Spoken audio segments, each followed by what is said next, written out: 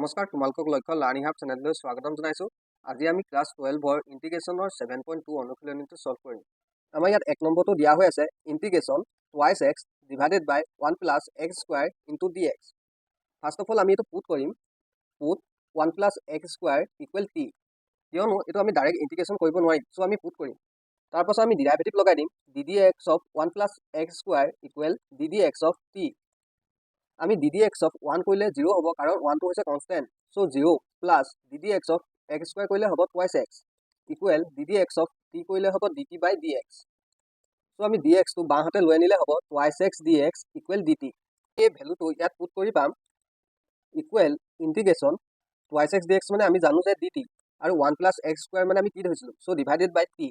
আমি এটা ফৰ্মুলা জানো যে ইন্টিগ্ৰেশন 1 by x equal log x।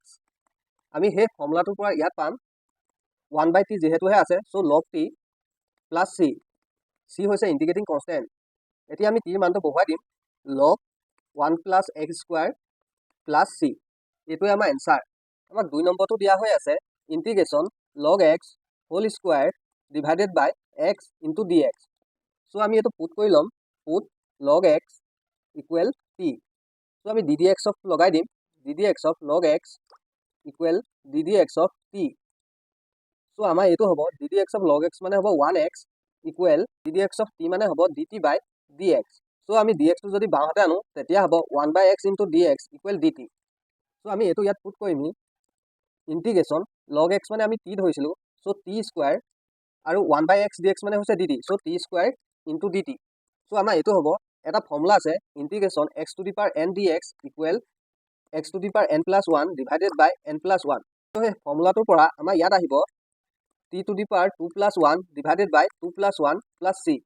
আমাৰ এটো হ'ব 1 by 3 t cube plus c। আমি t ৰ মানটো বহুৱাই পাম 1 by 3 log x whole cube plus c। এটোই আমাৰ এনসাৰ। 3 নম্বৰটো দিয়া হৈ আছে integration 1 divided by x plus x log x into dx।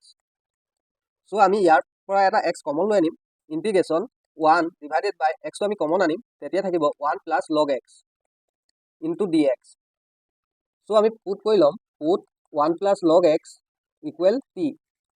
So আমি এতিয়া ddx লগাই দিম ddx of 1 plus log x equal ddx of dt equal ddx of t।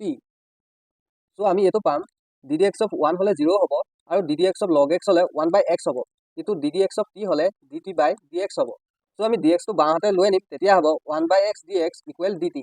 So আমি এই ভ্যালু কিটা পুট কৰি পাম ইকুৱেল ইন্টিগ্ৰেশন যেটো হে আমি 1 plus log x টো t ধৰিছিলো, সো 1 by t আৰু 1 by x dx মানে পালো আমি dt। সো আমাৰ এটো হ'ব এটা ফৰ্মুলা আছে integration 1 by x equal log x। So হে ফৰ্মুলাটো পা হ'ব log t plus c। c হৈছে ইন্টিগ্ৰেটিং কনস্ট্যান্ট, সো আমি t মানটো বহুৱাই পাম log 1 plus log x plus c। এটোই আমাৰ এনসাৰ। 4 নম্বৰটো দিয়া হৈ আছে ইন্টিগ্ৰেশন sin x sin cos x into dx। So আমি ফাৰ্স্ট অফ অল এটো পুট কৰি লম put cos x equal t। So আমি ইয়াত ddx লগাই দিম ddx of cos x equal ddx of t। So আমি ddx of cos x মানে জানো minus sin x equal এটো হ'ব dt by dx। সো আমি dx টো যদি বাহাতে লৈ আনো তেতিয়া হ'ব minus sin x into dx equal dt। ইয়াত এতিয়া মাইনাস টো নাইকিয়া কৰিবলৈ আমি মাইনাস এটা যদি পূৰণ কৰি দিম তেতিয়া হ'ব sin x dx equal minus dt। So আমি এই ভ্যালুটো ইয়াত বহুৱাই পাম ইকুৱেল যেটো হে আমি cos x টো t ধৰিছিলো, so sin t sin x dx মানে হৈছে minus dt। সো মাইনাস টো বাহিৰলৈ ওলাই আহিব, তাৰ পাছত হ'ব ইন্টিগ্ৰেশন sin t into dt। So আমাৰ এটা ফৰ্মুলা আছে ইন্টিগ্ৰেশন sin x dx equal minus cos x। So আমি হে ফৰ্মুলাটো পৰা পাম minus bracket minus cos t plus c। So মাইনাসে মাইনাসে প্লাস হৈ যাব, এটো হ'ব cos t plus c। এতিয়া আমি t মানটো বহুৱাই পাম cos bracket cos x plus c। এটোই আমাৰ এনসাৰ।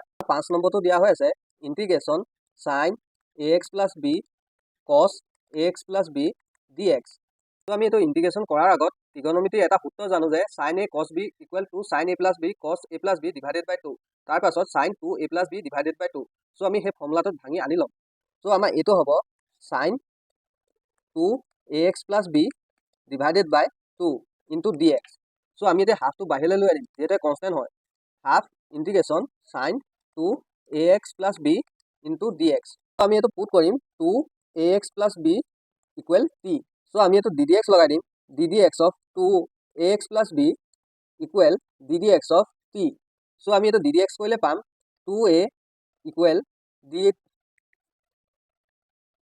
এটা আমি ddx কৰিলে পাম 2a equal dt by dx. আমি এটো পৰা dx of ভ্যালুটো উলিয়াই লম তেতিয়া হ'ব dx equal 1 by twice a into dt. So আমি এই ভ্যালু কেইটা ইয়াত পুট কৰি পাম equal half integration sin যেহেতু আমি 2ax plus b t ধৰিছিলো so sin t dx of ভ্যালুটো হ'ব 1 by 2a into dt. So আমি 1 by 2a টো কনস্ট্যান্ট হয় so বাহিৰলৈ উলিয়াই দিম তেতিয়া হ'ব 1 by 4a integration sin t dt. আমি জানো যে integration sin x মানে minus cos x so আমি পাম 1 by 4a bracket minus cos t plus c. So আমি এটো t মান বহাই পাম minus 1 by 4a cos t মানটো আমি ধৰিছিলো 2ax plus b plus c. এটোই আমাৰ এনসাৰ।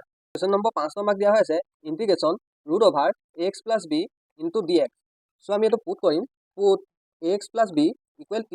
So আমি এটো ddx লগাই দিম ddx of ax plus b equal ddx of t.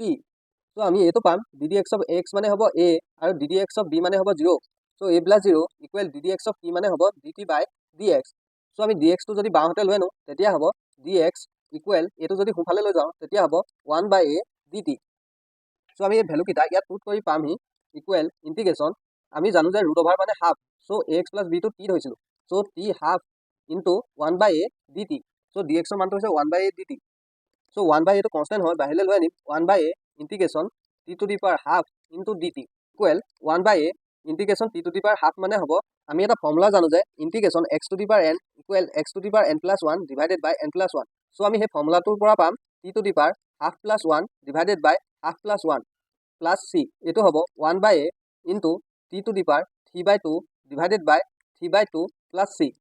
আমাৰ এটো হ'বগে 2 divided by 3 by a into t to the power 3 by 2 plus c. আমি t মানটো বহাই পাম 2 divided by 3 by a t মানটো বহাই দিম আমি ax plus b whole to the power 3 by 2 plus c. এটো আমাৰ এনসাৰ। 7 নম্বৰটো দিয়া হৈ আছে integration x into root over x plus 2 into dx. So আমি এটো পুট কৰি লম put x plus 2 equal t. So আমি ddx লগাই দিম ddx of x plus 2 equal ddx of t. So আমি ddx of x কৰিলে পাম 1 plus ddx of 2 হলে হ'ব 0 যেটো কনস্ট্যান্ট ddx of t হলে হ'ব dt by dx. So আমি dx টো যদি বাওঁহাতে লৈ আনো তেতিয়া হ'ব dx equal dt. So আমি এই ভ্যালু কিটা ইয়াত পুট কৰি পাম integration যেটো ইয়াৰ পৰা x টো উলিয়াই লম ইয়াৰ পৰা x উলিয়ালে হ'ব t minus 2. So এতিয়া x of ভ্যালু হ'ব t minus 2 আৰু x plus 2 টো আমি t ধৰিছিলো so root over t into dx of ভ্যালুটো dt পালো so into dt equal integration t minus 2 আমি ৰুটৰ ভ্যালু জানো যে half হয় t to the power half into dt. এটা t to the power half টো ভিতৰলৈ সোমাই আমি পাম integration t to the power half plus 1 minus 2 into t to the power half into dt integration t to the power 3 by 2 minus 2 into t to the power half into dt. So আমি integration part by part কৰিলে পাম integration t to the power 3 by 2 into dt minus 2 integration t to the power half into dt. আমি integration t to the power 3 by 2 dt হলে হ'ব t to the power 3 by 2 plus 1 divided by 3 by 2 plus 1 minus 2 integration t to the power half কৰিলে আমি পাম t to the power 1 by 2 plus 1 divided by 1 by 2 plus 1 plus c. c হৈছে আমাৰ ইন্টিগ্ৰেটিং constant. আমি এটো এতিয়া পাম t to the power 5 by 2 divided by 5 by 2 minus 2 into t to the power 3 by 2 divided by 3 by 2 plus c. So আমি এটো পামগে 2 by 5 into t to the power 5 by 2 minus 2 টো যদি আমাৰ ওপৰলৈ যায় তেতিয়া হ'ব 4 by 3 into t to the power 3 by 2 plus c. So আমি t ভ্যালুটো বহাই পাম 2 by 5 x plus 2 whole to the power 5 by 2 minus 4 by 3 x plus 2 whole to the power 3 by 2 plus c. So আমাৰ এটো answer.